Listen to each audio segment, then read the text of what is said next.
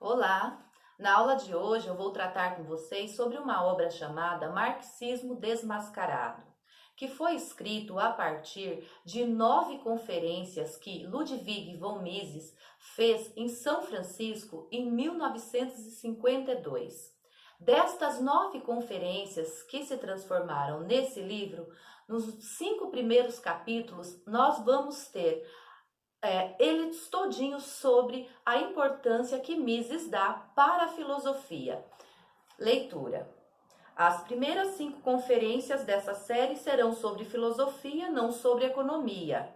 A filosofia é importante porque todo mundo, sabendo ou não, tem uma filosofia definida e suas ideias filosóficas orientam suas ações. Então, por aqui dá para você perceber que nesses 5 primeiros capítulos ou nessas 5 primeiras conferências, Mises dá uma importância total à filosofia e às ideias que a filosofia gera. O que Mises vai fazer nesses 5 primeiros capítulos? Ele vai tratar de colocar em evidência as contradições da teoria marxista, ou seja, do materialismo dialético. Mises vai entender que em vários pontos Marx se contradiz. Não se contradiz apenas em relação à filosofia em si, mas também em seus próprios pensamentos. Marx se contradiz tanto com a história, tanto com as questões da verdade, como com o seu próprio pensamento. O seu pensamento, segundo Ludwig von Mises, em vários momentos ele é contraditório. Para entendermos melhor, vamos retornar um pouquinho ao que é chamado materialismo histórico, para entendermos a crítica de Mises. Materialismo histórico vem da ideia de Karl Marx, que se contrapõe à sua época às ideias de Hegel. Hegel era um filósofo muito importante na Alemanha. Hegel entendia que todas as coisas dentro da história e a evolução da história, ela se dá a partir das ideias, que ele chamava de ideia absoluta ou espírito absoluto. E que em algum momento a história, segundo Hegel, teria seu fim. Esse fim seria um fim perfeito. Por quê? Porque foi construída através das ideias.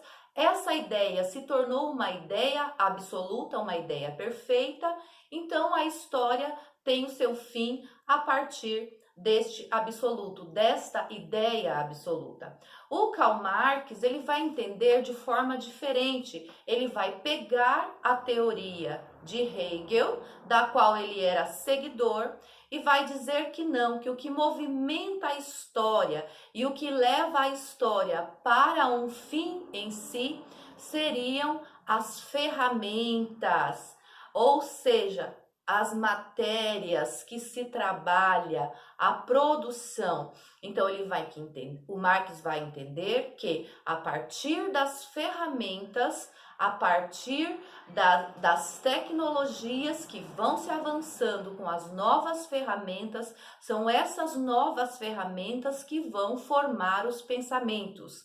Logo, a história ela vai seguir o seu rumo a partir dessas ferramentas que são desenvolvidas. A partir daí, o Mises já vai fazer uma crítica à contradição da filosofia do Marx. O Mises vai dizer o seguinte: as ferramentas em si, elas não são geradoras de ideias. Por quê? Porque essas ferramentas, elas já devem ser pensadas anteriormente por uma pessoa. Quem tem ideias? Pessoas têm ideias, seres humanos têm ideias, e essas ideias dos seres humanos são colocadas em práticas. Ou seja, para termos uma ferramenta qualquer, para podermos modificar alguma coisa na nossa vida de trabalho, na nossa vida econômica, nós precisamos primeiramente ter a ideia dessa ferramenta. E não o contrário, esta ferramenta que vai gerar a ideia a partir das forças de trabalho, como dizia o Karl Marx. Em algum momento, dentro da sua filosofia, o Karl Marx, segundo Mises, ele vai se contradizer. Exemplo, quando Marx coloca que todas as ideias, todo o conjunto de ideias que rege as classes que são consideradas por Marx classes inferiores, elas são ditadas pela classe da burguesia, no caso, da onde ele se encontra ali, que é próximo ali da Revolução Industrial, onde ele chama a classe superior de burguesia e entende a outra classe de proletários como classe inferior. Então, se toda a ideia é citada pela classe superior, como eu já falei para vocês em outras aulas, como as ferramentas podem construir pensamentos e construir a história? Se é o próprio homem que tem que construir essas ferramentas e, ao mesmo tempo, se é o homem que constrói as ferramentas, eu já tenho aí uma contradição em dizer que essas ferramentas é que me fazem pensar e não o contrário, eu que penso as ferramentas para melhorar a minha vida. Quando colocadas essas ideias ainda em Marx, o Mises vai perceber que, além disso, como eu já falei para vocês, tem a questão também dele também colocar que essas ideias de base, essas ideias de estruturas ou de infraestruturas são geradas pela classe burguesa. Logo, essas ideias, geram pseudoconsciências nas classes inferiores. Então, aí já há uma contradição dentro da filosofia de Karl Marx, segundo Mises. Uma outra coisa é a questão da verdade.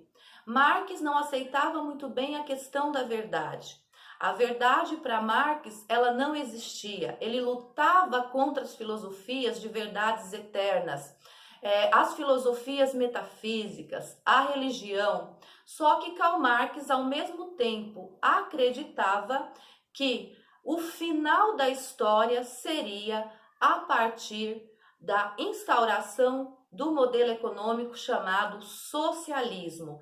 Então, ele combatia o capitalismo e, ao mesmo tempo que ele combatia o capitalismo, ele entendia que o capitalismo fazia parte da história, era parte do mecanismo para se chegar à perfeição que seria o sistema capitalista. Então, quando Karl Marx coloca que o sistema socialista seria o sistema de sociedade perfeita, o sistema econômico perfeito, onde até as máquinas se aperfeiçoariam a ponto de privilegiar e chegar ao ápice de beneficiar o sistema socialista, ele está aí impondo uma verdade, ele está aí impondo um mundo perfeito, uma verdade absoluta, que seria o mundo perfeito através do sistema socialista, sem divisão de classes.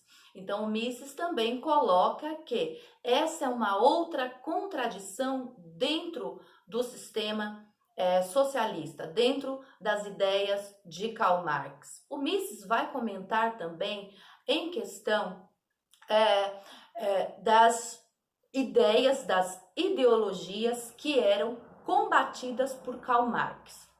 Vamos pensar da seguinte forma: quando a gente pensa ideologias, a gente pensa em conjunto de ideias. Os conjuntos de ideias, eles são de fundos filosóficos. Por quê? Porque nós pensamos, nós refletimos e essas ideias, querendo ou não, elas são colocadas para a nossa realidade. Karl Marx, dentro da sua filosofia, tinha também um conjunto de ideias. Um conjunto de ideias que ia contrário a outros conjuntos de ideias.